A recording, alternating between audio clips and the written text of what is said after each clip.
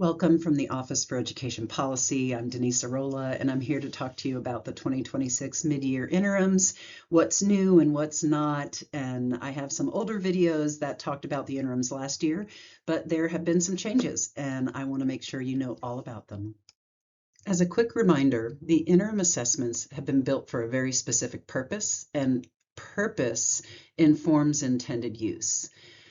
Parents, if you're going into the parent portal and looking at your child's results on the interim assessment, you probably have some questions. Teachers, you as well. It's very important for those of you who are newly dealing with interims, our K2 teachers and leaders. It's very important that you know what to expect from the interims and to interpret the results accordingly. Parents, the K2 interims are required, and so you should be able to see your child's results if they have taken them at this point in time. And the 3 through high school interims are not required. So whether or not you're able to see results will depend on whether or not your district and that your particular child's school is doing those. For families, you go into the family portal, you're going to have an access code and specific information for your child in order to get in and see those scores. Teachers, you're going to go to the reporting piece under Teachers and Test Administrators, and that's where you will log in to see your student scores. Interim assessments in Arkansas on Atlas have been designed with a particular purpose in mind. So we're interested in assessing how students are developing and progressing in mastering grade level standards during the school year. The interims are actually a mini summative. They include items for the full year of grade level standards, or what we call the full blueprint of the test. So it's going to include academic content at your child's grade level or your student's grade level that is expected to be learned by the end of the year. That means you need to adjust your expectations based on when the interim is taking and in full knowledge of which standards you would expect your students to have learned at this point in time. Students who aren't at grade level may not have had the opportunity to learn. So as a teacher, you're best positioned to know what you would expect from students.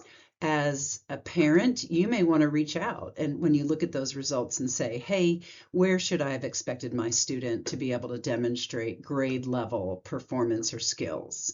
That's very, very important because weak areas may be areas they haven't had grade level instruction in at this point. The interims for the 25-26 school year are scheduled differently for each of the groupings. So 3 through 10 had an opportunity for an interim in the first semester from August 4th to November 21st, and then their second interim has been going since December 1st. So your student may still take an interim if they haven't already at grades 3 through 10. They are not required, and so districts and schools make this selection. K2, they are required. This is part of a larger desire to monitor our students' progress in these critical foundational years when we should be seeing the most growth for students. And so their mid-year interim opened December 1st and it will close February 27th. So many students have already taken it. However, your child may not have, or your students may not have taken it yet. And so you'll know once you log into the system. You can get a copy of the test calendar at this linked 25-26 test calendar. This is what a parent would see when they log into the portal. They're going to actually see the most recent test. So if you don't see the interim, if you're a K2 parent, you should see it by the end of the window.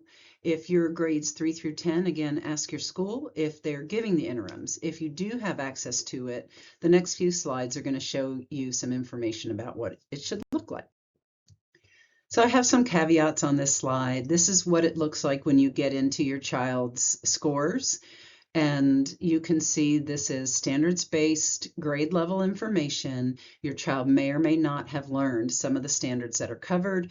And so not being at grade level is okay, depending on where your child is. That's something you want to talk to your child's teacher about to figure out, should they have been at grade level by this point in the year for a certain set of standards. As a quick reminder to parents and to teachers, because teachers may not know what it looks like in the parent portal, but parents are able to access a more detailed report, which teachers might refer to as the individual student report or the ISR.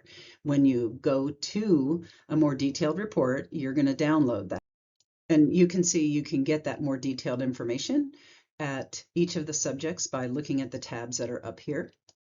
And that ISR is going to include information, again, about specific point in time. Now, this particular ISR that I have in here is an end of the year one, and so we have different expectations than we would at the beginning of the year. Parents and teachers, again, you're going to be able to look at the reporting categories and look at strengths, whether or not your child's this little fighter jet that's over here on the left under performance gives you the range of your child's performance and whether or not that range is well below the grade level standard or right around it, encompassing it, or well above it. And that's important information for parents and for teachers to understand. Finally, this diagram is actually something parents will see in the individual student report, or ISR, but teachers can also get to this by building a longitudinal report. And the most important thing about this particular piece of information is you have to interpret it mindful of the dates. Anything from the prior school year is going to be based on the grade level the student was in the prior year. And so it's a different set of standards. So anything prior or to the left of this dashed blue line is the prior year score. Anything to the right of the blue line is going to be the current year score, and it's going to be based on the current year grade level. So we do expect to see a slight decline because students are being assessed on the interim for a completely different set of grade level standards. If you want more information about what's available in the parent portal, you can see one of my previous videos about what parents need to know. Let's now take a turn and look at what teachers see when they log in. And parents, this may be of interest to you as well. So when teachers log in, they will select the interim from the dashboard, and that will, when it says go to dashboard, that will bring them to the screen that you see here on the right, which provides them with information about each of the subjects that may have had an interim. Now, I will tell you that the K2, which is required, does not have a science interim. So this particular screen is going to show you science interims, but those are only going to be for grades 3 through high school. You're going to select the one that you want to dig deeper into. So we're going to dig into grade 1 math interim because there's some new things, and actually all of the interims for kindergarten, first and second grade are brand new. They were not available last year. So this is the first set of information that parents can get mid-year for students in grades K through 2. Now, this is a required interim, which means that every student has to take the English language arts and the math interim within the mid-year window. When you look at the screen, this is for, I'm going to select grade 1, but you can see that there are differences here under student count. In some cases, many students have already completed it. In other cases, only a few students have completed it by this point in time. Now the window goes through February, so we should see more students completing this in these other grade levels at that point in time if the district is giving them at grades 3 through high school. If you're a district level leader, you're going to be able to see separate schools. It's going to be really important that you look at the student count because you don't want to go interpreting information on one student, which is the example here at School A, because they have not yet finished their interims. It's really important to select information that has a substantive number of students. Also, you want to think about timing. At the district and at the school level, you may not be aware of when everybody who is supposed to have taken the interim for, in this case, grade 1 math is completed, but that's information that you need to know before you interpret the scores. At the school level, you might be able to, actually you are able to, if you're a leader, to go in and look at various classes. Now, there's definitely caveats to remember here. First and foremost, classes may be set up in the portal for different reasons, and they may not be tied to instruction. And I can kind of tell that when I look at classroom B here that has all 74 of the students.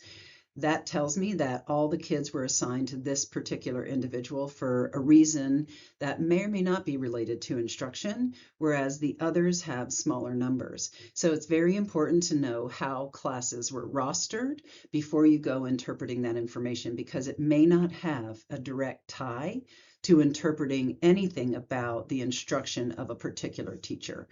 That's the kind of information that has to come later and does come later in LEA Insights with more reliable data that are used for those purposes.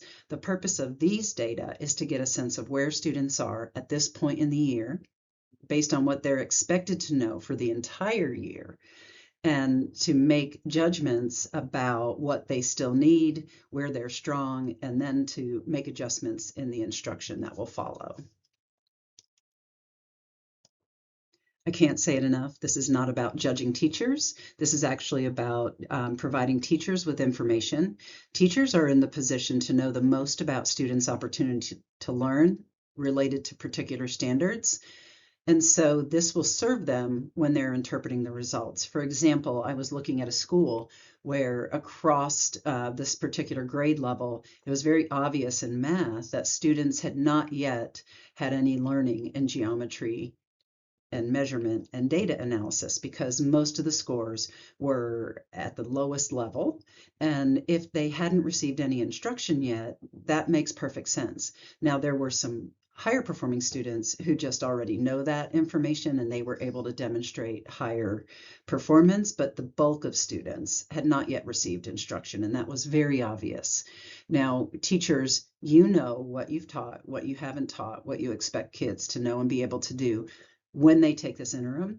That's the most important piece of information that you can bring to interpreting the results. I want to talk a little bit about what's new. There are some things that are new because the K2 interims are brand new. There are some things that are new across the board. So the first thing is on the lower left, highlighted in a green rectangle, are these little icons that look like a student. This is new since last year.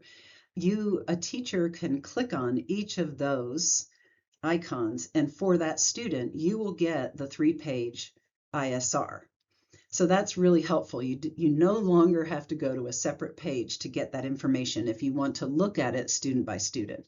Now, there are features that allow you to batch download all of the ISRs, but this is kind of a neat way to be able to dig deeper right from this page.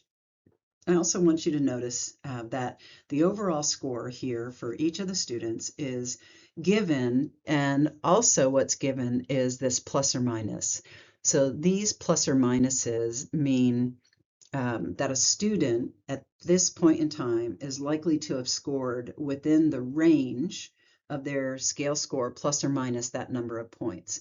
So for student A, that 1,066 could be as high as 1,070 or as low as 1,062 based on this error range that we have. So we're 95% confident the student would fall within that range. And that's important information that we should always have with assessments, because it's a point in time measure, and so it's not exact or perfect. That's why we report it in a responsible way. Now you can see where that score would fall in the case of student A, actually A through C. These are all level 3 students. As I mentioned, results are reported responsibly, mindful of the reliability of each reporting category and kind of the error that is around that score. We call it measurement error at the student level because we can't measure kids perfectly. You know, we've tried, and as a teacher, I know I've not been perfect at that. And when you have an assessment that's built by an assessment company, this is one of the really important things that you can do, is report it. The K2 interims are new, and they are slightly different from the grades 3 through high school interims, one of the ways that they're different is that the information that's provided at the reporting category is limited. And so the most responsible thing that can be done is to not report at the standards level because students don't complete enough of each standard to give you a reliable score or a score that isn't full of measurement error. So what we do is each reporting category is going to have a score, and it's going to be reported in a way that helps you to interpret it responsibly. And at the class level, you're going to see overall the percentage of kids at each of these different levels, but what we are getting reported to us is whether or not students are above mastery, at or near, or below mastery. And this has implications for what you would do next.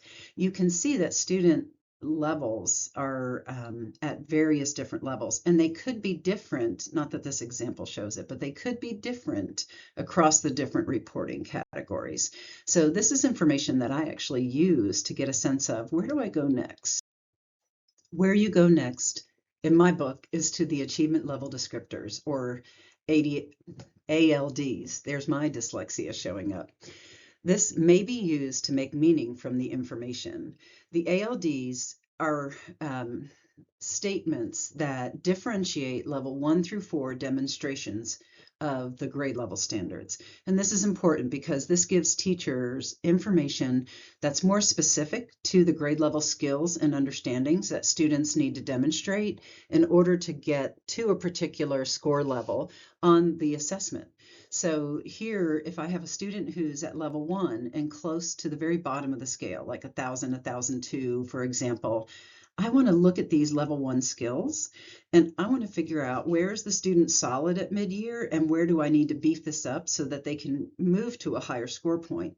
If they're really close to level 2, these need to be mixed. Like, we really need to be looking at, are my students getting opportunities to grapple with learning that would meet a level 2 description? And then, of course, in order for my students to be at level 3 or level 4, this is what it's going to look like.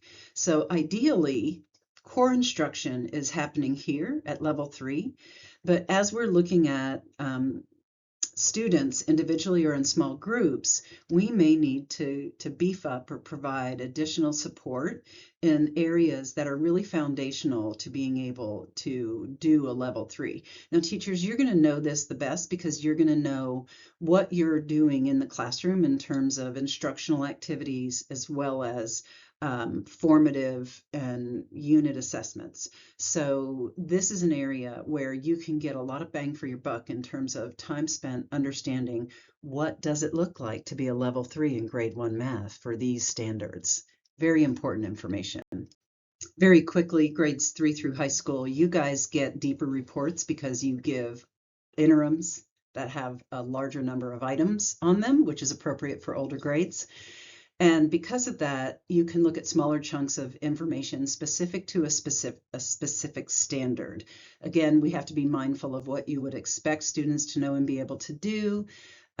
These can be used in conjunction with the ALDs to determine individual, small group, and whole class broader needs. But again, the local assessments that you're giving, whether those are using formative processes, those should also be informing. This should be multiple pieces of information. And honestly, this information may confirm or not confirm what you already know at the classroom level.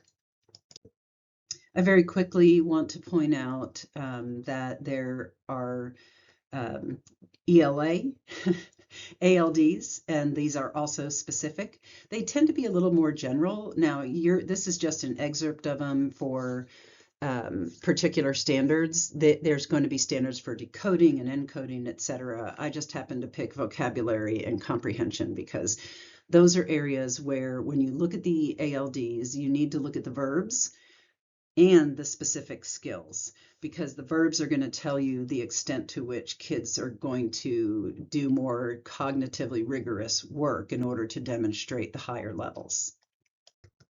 These are some resources I'm going to go through pretty quickly. You may want to skip this section. It pertains to a variety of things, but this is a resource guide that is a guide to the K-3 assessments. There's also a guide for the 310 that's in the Arkansas Live Binder. Parents, this may be something you're interested in or not. You may not want to dig this deep. Parents, this is some great resource for you and how to help your child. Teachers, if you don't know about these resources, they're linked here, but these are resources for supporting parents and to help parents support their learners. So the more transparent the expectations are, the more all of you can be working together to help students meet their needs. Teachers and parents, if you haven't seen these resources, this takes you into a learning target as well as activities and resources for those activities. So these are things that can also provide teachers with ideas, but also parents ideas for how to support their students from home. Finally, we ask that you stay tuned. This is the first video of 2026. We do want to know your questions and suggestions for future short videos. We're interested in what teachers need as well as what parents need. We'd really love to hear from both groups. You can email us at oep@uark.edu, and then here is our social media presence that you can check on. Thank you.